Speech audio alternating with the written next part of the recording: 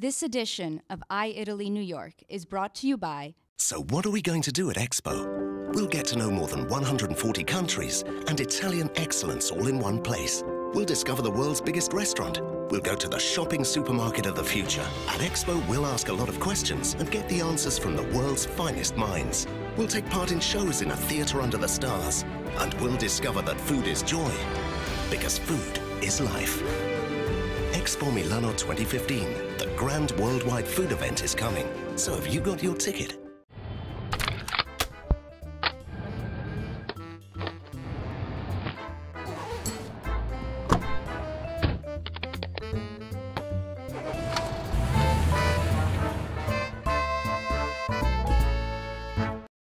On this week's episode, People, Stefano Albertini interviews Antonio Monda, author of Ota Benga, DOLCE VITA, the Slow Sood Movement. Dino Borri talks with founder Carlo Petrini. Events, Susan Hapgood presents New York 2014 award winners. City, Francine Segan meets Ann Daw, president of Specialty Food Association. And now let's start with Antonio Monda. Our guest today is Antonio Monda, who is a professor in the Department of Film and Television at the Tisch School of the Arts here at New York University, and one of the most famous faces in the cultural Italian scene in New York City. Antonio recently published a new novel with Mondadori entitled Ota Benga. It's a book that Antonio likes to consider part of a series of 10 books, or a book in 10 volumes. That's exactly Antonio, my definition. The aspect that keeps all these 10 volumes together, that will keep them together once they're finished, is the city of New York. Absolutely. It's your own personal love statement to a city that you chose and you love and you continue to love. New York is my, let's say, stepmother. She welcomed me 21 years ago, and differently from many other experiences that I had in my life, New York kept its promises. I'm not saying that it was not tough, and it is not tough living here, but I still feel the same excitement and the same enchantment of day one. Let's talk about the decade of Ota Benga, roughly the first 15 years of the 20th century. And tell us something about who this character is. It's a character that gives the name to the book. That is a real person who really existed. Absolutely. And maybe we should say to our viewers that you always mix fictional characters of your invention as protagonists of your book, but that move on an historical background where they meet historical characters. Ota Benga really existed.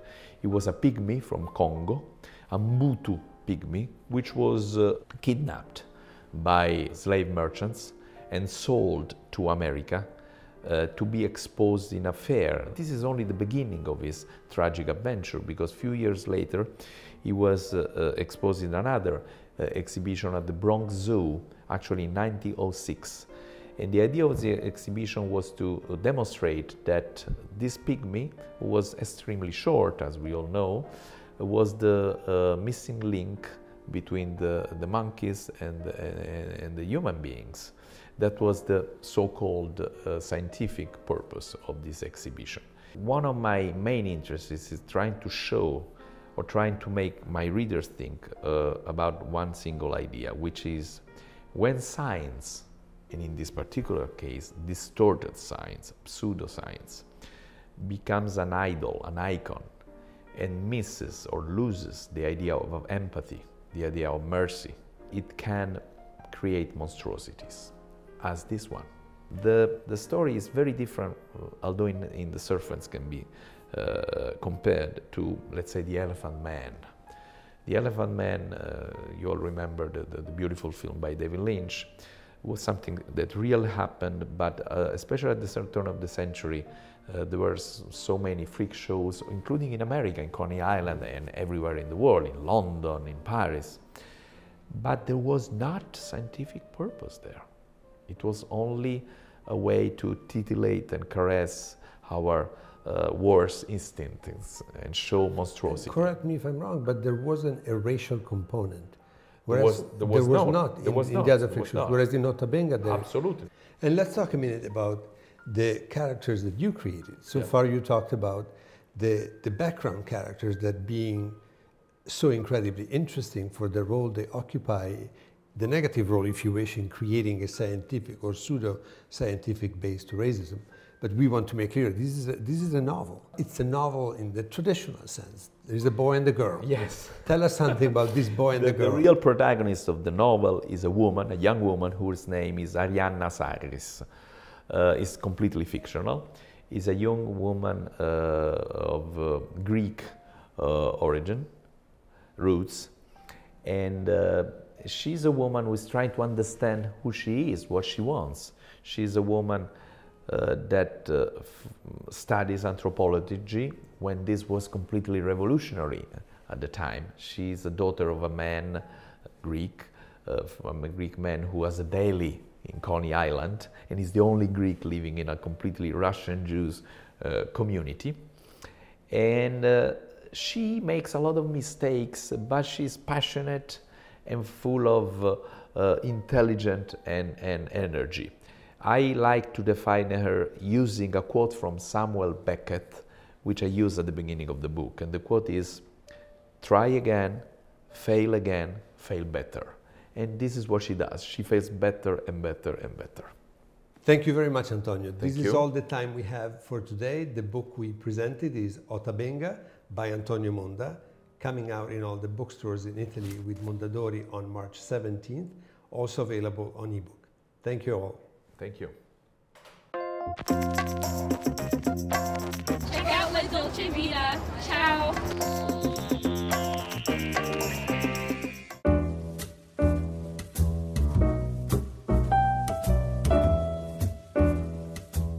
Carlo Petrini è considerato uno dei guru della gastronomia mondiale e per me personalmente è un grande piacere, ma soprattutto un onore, anche perché è stato un po' il mio mentore. Ho avuto la fortuna di lavorare per lui oltre 10 anni e adesso andremo a intervistarlo.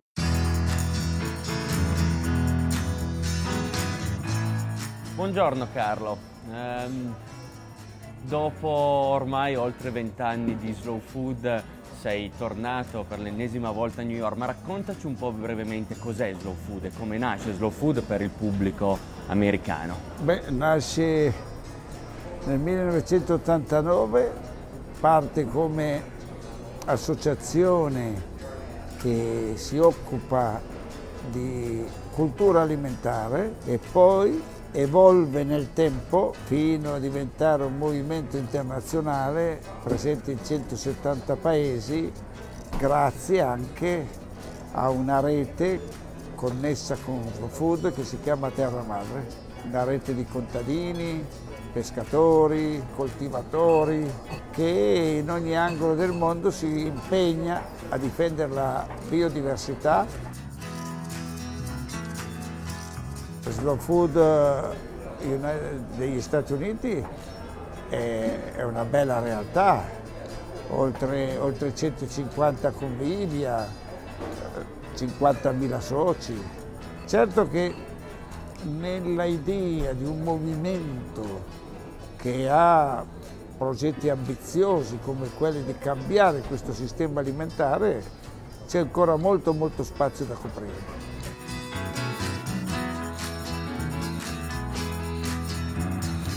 E oggi siamo qua perché hai presentato il tuo nuovo libro che si chiama Love in the Heart. Il libro è un elenco di colloqui che io ho avuto con personalità che amo e che apprezzo moltissimo e che hanno contribuito a cambiare la cultura alimentare.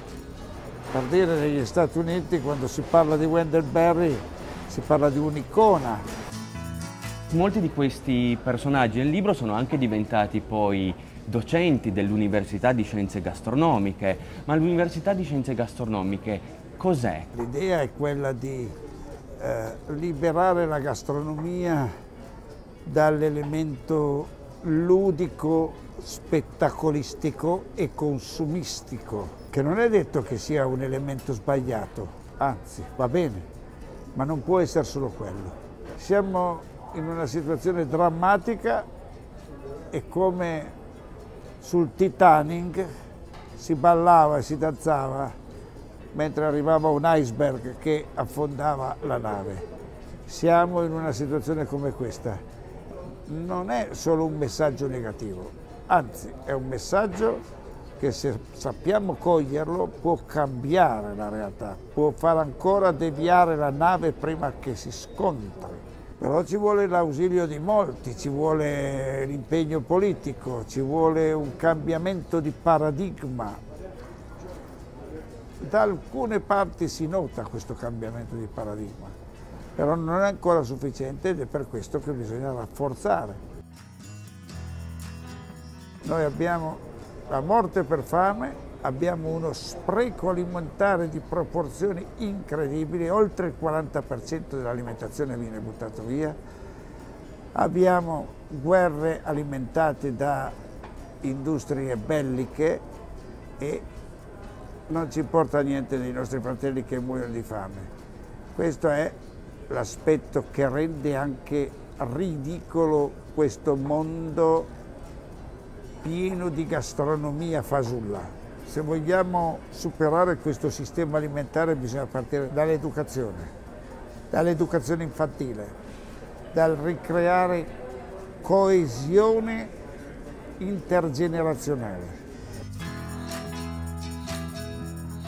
Spiegaci meglio cosa sta facendo Slow Food e Terra Madre in Africa col progetto degli orti. Da 10 anni l'Africa è vittima di un processo che si chiama accaparramento della terra, land grabbing. Significa che milioni e milioni di ettari vengono conquistati a prezzi ridicoli grazie alla complicità di stati canaglia per realizzare cibo non destinato agli africani ma ai cinesi, agli Emirati Arabi. Questa situazione, oltre alla guerra, oltre alla povertà, genera un esodo impressionante di giovani che non solo non hanno futuro, ma sono in pericolo di vita. Questo è l'elemento distintivo di un neocolonialismo che è più violento di quello storico. Bisogna reagire. Slow Food ha lanciato questa campagna dei 10.000 orti in Africa, che è una goccia d'acqua in mezzo al mare, però sono orti gestiti dai giovani contadini africani, sono realtà che costruiscono una nuova leadership africana. Io spero che si possa implementare.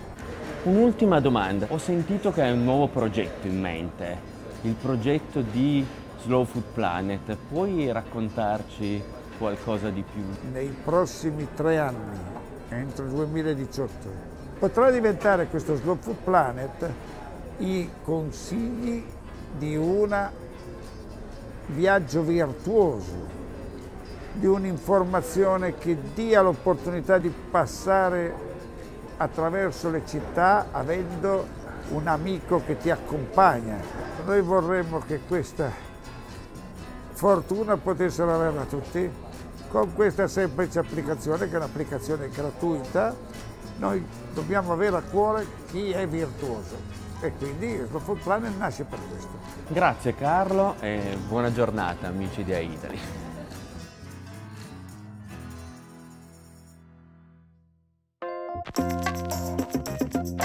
These are the events around town. The Premio New York Art Prize is awarded annually to 2 Italian artists to come to residencies at ISCP. It is awarded by funding from the Ministry of External Affairs of Italy and also selected in collaboration with the Italian Academy for Advanced Studies in America of Columbia University and the esteemed Italian Cultural Institute.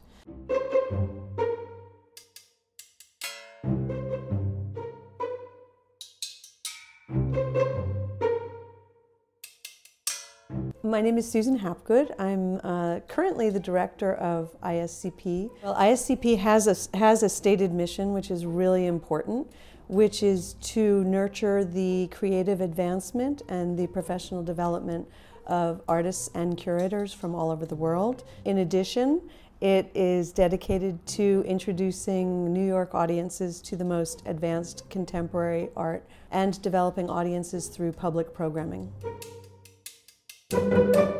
Tonight at ISCP, we are going to be having a public program, which is part of our Salon series. We have these every 2 weeks, where the public is invited in to hear different residents present their work. And tonight, Margherita will be talking with Carrie Conti and Andrea as well. These are two artists that have been resident here for 4 months. And Carrie Conti is our Director of Programming and Exhibitions.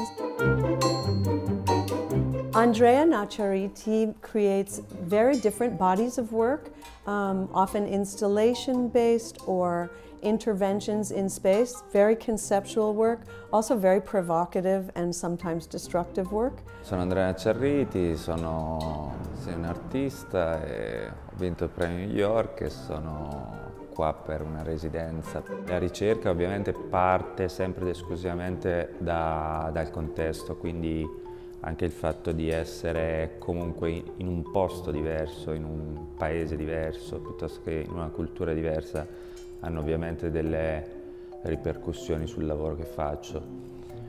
Parto dallo spazio, cioè cerco in qualche maniera di modificare lo spazio e renderlo in qualche modo fluido, processuale, inserire degli elementi che all'interno di esso modificano, è vero, la percezione, cambiano un po' anche il punto di vista dello spettatore. Margherita is interested in looking at housing and gentrification and issues of the way people live in space and the way forces can sometimes disrupt them. Sono Margherita Moscardini, ho iniziato a studiare arte dal liceo, poi ho frequentato l'Accademia di Belle Arti di Bologna con Roberto Daolio. Da là ho iniziato ad interessarmi al contesto e dunque alla dimensione urbana, alla forma delle città. Dopo il diploma in antropologia culturale ho frequentato il corso della Fondazione Ratti di Como. Quell'anno visiting professor era l'architetto Yona Friedman. A New York ho presentato in 2 occasioni il progetto Istanbul City Hills on the Natural History of Dispersion and States of Aggregation. È un progetto che nasce ad Istanbul nel 2013 con lo scopo di comprendere meglio la trasformazione urbana di Istanbul e verrà ripresentato qua stasera in conversazione con Cari Conte. Presenterò alcuni lavori.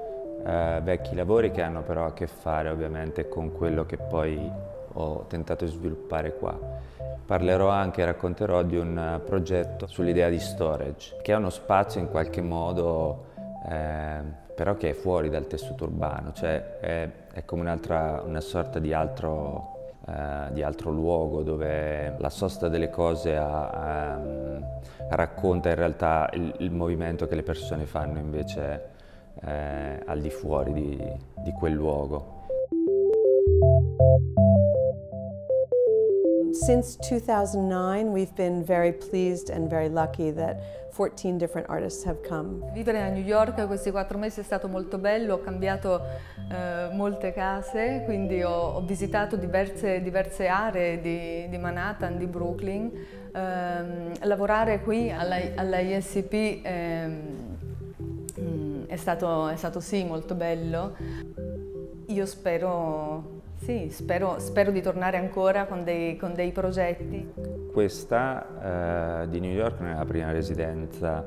In questi ultimi anni mi sono mosso spesso, ho avuto la fortuna di fare più residency program uno a Pechino, uno in Finlandia, un altro in Marocco, tutte piuttosto interessanti e anche molto diverse tra loro. Ecco, questa in qualche modo chiude anche un cerchio su una ricerca ampia che porta avanti ormai da anni.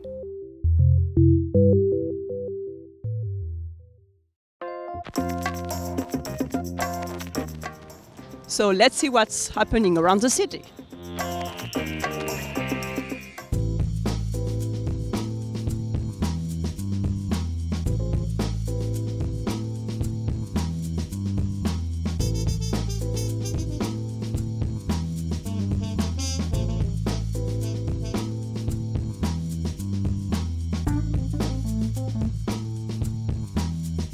We're here with Ann Daw of the Specialty Food Association. Ann, tell us a little bit about what the association is about. Well, today what we do is we have two wonderful shows called the Fancy Food Shows. There's one in San Francisco and there's one in New York. We also provide a lot of education and services for our members, and this helps them build their business. It's our idea to help them make their dreams come true. And so what we're trying to be sure is that the very best quality, the very best products are coming to the consumer, because we think that you see the trends when you see products of our members from the association, and obviously all the wonderful products that come from overseas. And what that brings to the U.S. is a change in the way people eat. And we think that people are going back to a more artisanal, more natural way of eating. And I think that's a lot to do with what we affect.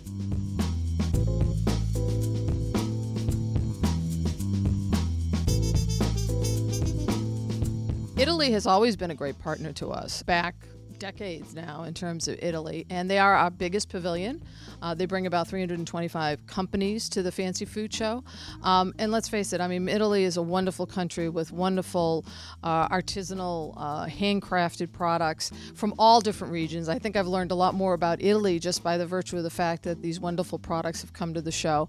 And we're really excited to have them as our international sponsor, because they really have been our partners. And we are really humbled by the fact that they have been such wonderful supporters of the industry and of us as an association. I think Italy has had a tremendous influence. Certainly the Italian immigrants had a tremendous influence on American eating culture.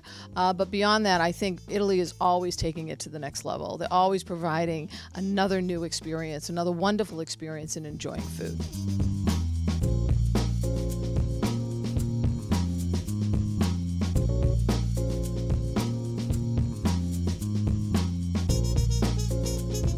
We now actually own and operate the Fancy Food Shows. And it's something that the people really are very familiar with, and it's a hard thing to change, you know. So Fancy Food Shows is owned by the Specialty Food Association. We bring retailers, we bring chefs, we bring all different channels of ways people can sell. And those are the attendees to come to the show. And they are looking for trends, they're looking for what's new in food, they're looking to really delight their own guests and their own consumers. And that's what they come to the Fancy Food Show to find.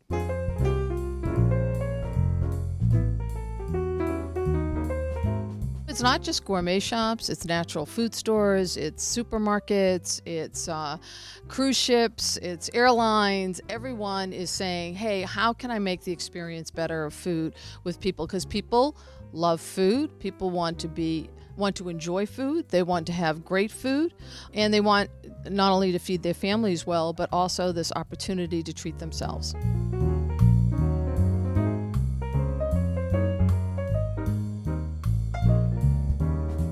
There are Emmys, there are Effies, there are Oscars. Why couldn't there be a Sofi?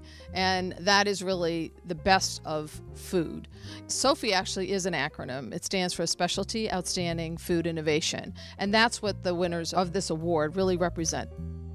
We have 32 categories, so we give 32, certainly first place, the winners, but we also have somewhere around 125 finalists. So whether you get a silver Sofi, which is a finalist, or you get a gold Sofi, to a buyer, that means a lot. That means this product is really something special. It really is the best of specialty food.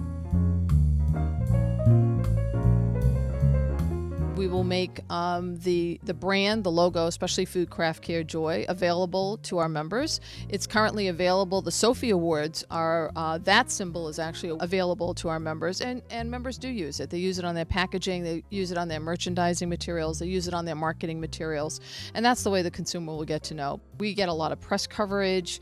There's obviously a lot of social media. There's ways in which there's sort of this grassroots effort of people knowing, hey, I should try something that has won a Sofi. Thank you so much, and let's look for the Sofi Award on product shelves and in magazines.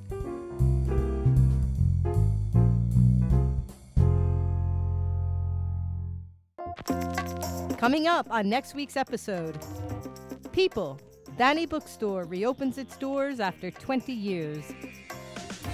Dolce Vita, Sofi Awards, backstage with Francine Segan.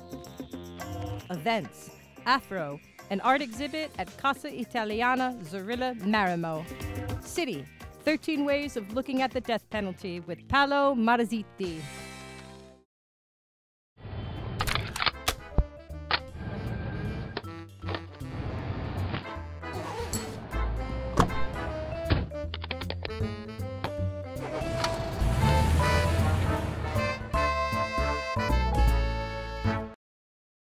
This edition of iItaly TV was brought to you by Cola Vita Extra Virgin Olive Oil,